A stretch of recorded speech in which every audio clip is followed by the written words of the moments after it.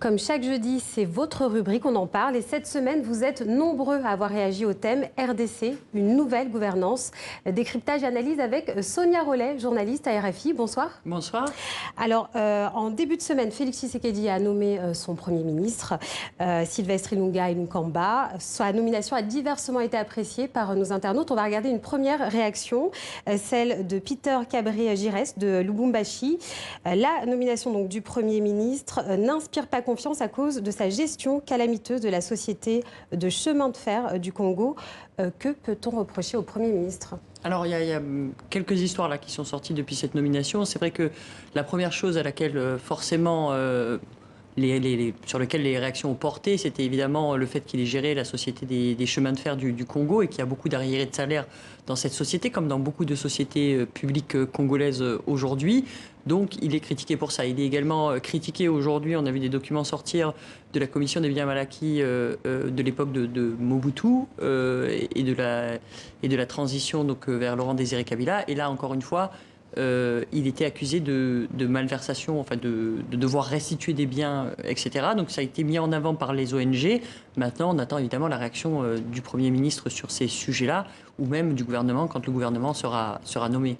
Alors, autre réaction, donc du coup, après cette nomination, donnons la chance au nouveau Premier ministre. La RDC peut à nouveau démarrer. C'est le vœu formulé donc, par Moses Nikita. Est-ce que le Premier ministre aura les coups des franches pour agir ? Alors, en République démocratique du Congo, c'est vrai que le Premier ministre, il dirige la politique du gouvernement. Là, en l'occurrence, on est dans une configuration un peu particulière, qui est que, bon, on est dans une coalition entre CASH, donc la coalition présidentielle, c'est de Félix Tshisekedi, et le FCC, qui donc dépend de Joseph Kabila, l'ancien président. Donc, c'est vrai que c'est une coalition déjà qui est particulière, parce qu'on a un parti d'opposition historique qui se retrouve avec son ancien rival au pouvoir. Donc forcément, il va déjà y avoir un équilibre à trouver entre ces deux pôles-là. Et c'est vrai que le Premier ministre, à part sur les questions économiques au Congo, a finalement peu de rôle ou pas forcément un rôle de premier plan. On a vu des personnalités comme Augustin Matata Pogno, par exemple, prendre un rôle, mais plutôt dans les domaines économiques et laisser finalement d'autres volets de la gestion à des ministères un peu forts comme les affaires étrangères, la défense, l'intérieur. C'est un peu sur ces ministères-là où on attend de savoir quels seront les personnages qui vont incarner ces ministères sur les prochains mois. Alors justement, vous parlez du FCC et de CASH. Crispin Kalanga nous explique que pour lui, il est encore trop tôt pour parler de nouvelle gouvernance. La véritable gouvernance ne peut être jugée que sur la base de sa gestion de la coalition. Donc là, il parle de Félix Tshisekedi. Le front commun, donc du coup pour le Congo de Joseph Kabila et le cap pour le changement, le CASH de Félix Tshisekedi. Que pouvez-vous dire sur ces alliances actuellement ? Alors c'est vrai que ça d'abord, dans un premier temps, ça avait surpris forcément cette alliance, puisqu'on parle bien du parti d'opposition historique. Donc c'est vrai que le corps d'Étienne Tshisekedi, donc qui avait été l'un des fondateurs de ce parti, il va rentrer à la fin du mois, et c'est son fils qui est devenu président. Donc c'est vrai que de ce point de vue-là, on est dans une situation un peu inédite.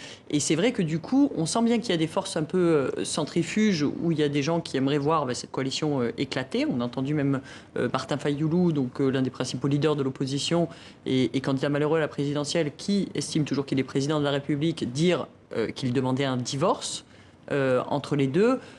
Au sein de la communauté internationale, on sent aussi que certains aimeraient bien peut-être que, justement, en luttant contre la corruption ou la mauvaise gestion ou ce genre d'éléments, il y a certains éléments peut-être du régime de Joseph Kabila qui soient écartés des institutions et du pouvoir.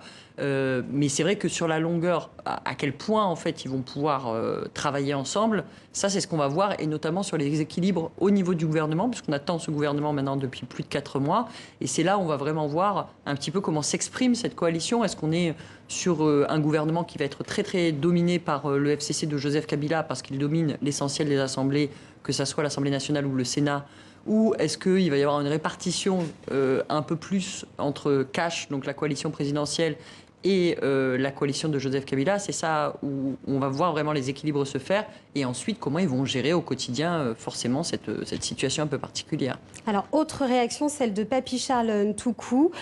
Pour lui, donc le retour des exilés politiques, la libération de certains opposants, la fermeture des cachots de l'ANR, beaucoup de signaux positifs envoyés à l'opposition qui prouvent donc un réel changement.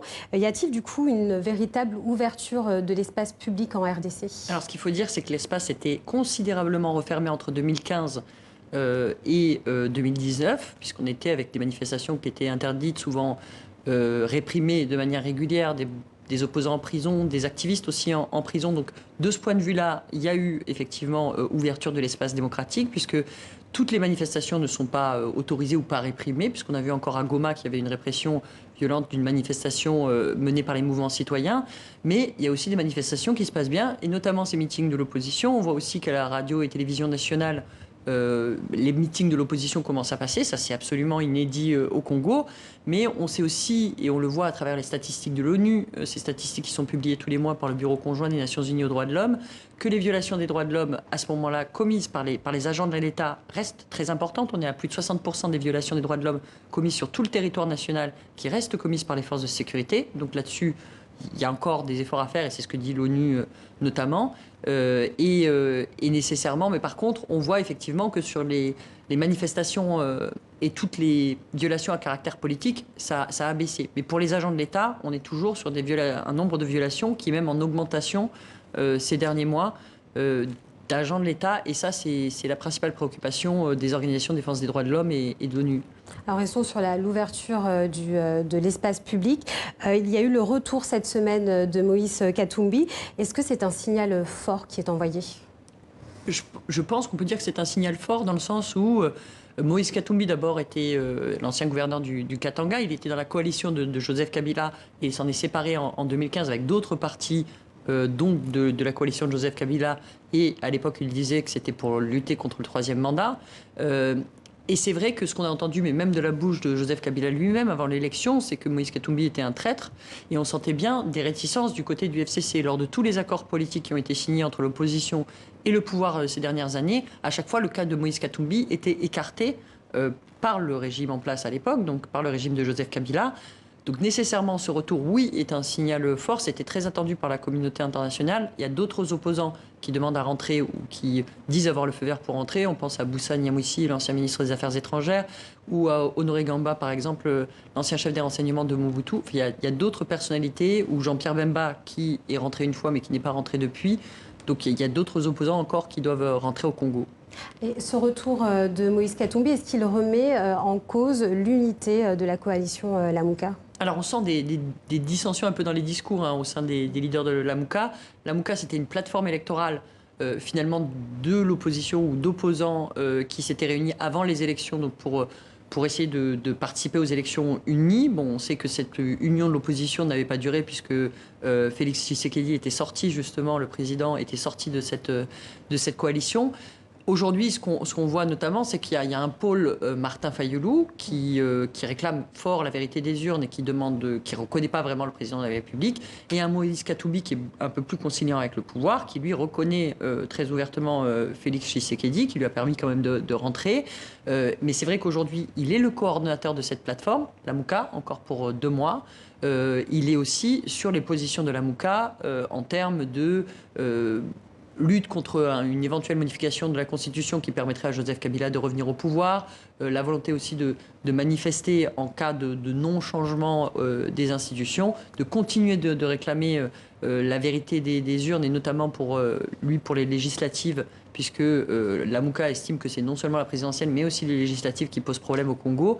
Donc c'est vrai qu'on a ces dissensions-là, et en même temps, ce sont des leaders qui restent ensemble, où tous disent quand même de manière claire que si on n'est pas unis, on ne s'en sortira pas. En un mot, que se passe-t-il du côté de l'UDPS? Le parti présidentiel. Alors là aussi, on sent qu'il y a, et que toute cette situation est en train de faire bouger les lignes. On a un président par intérim du parti qui a été nommé par le président Tshisekedi, qui est contesté par des cadres du parti historique, on va dire, ou anciens, également par le groupe parlementaire de l'UDPS. Eux réclament également plus de démocratie dans le parti, et à savoir un directoire à la tête de ce parti et pas un seul leader. Donc ils contestent réellement les décisions prises à l'heure actuelle par la direction du parti. Merci beaucoup Sonia Relais, journaliste à RFI.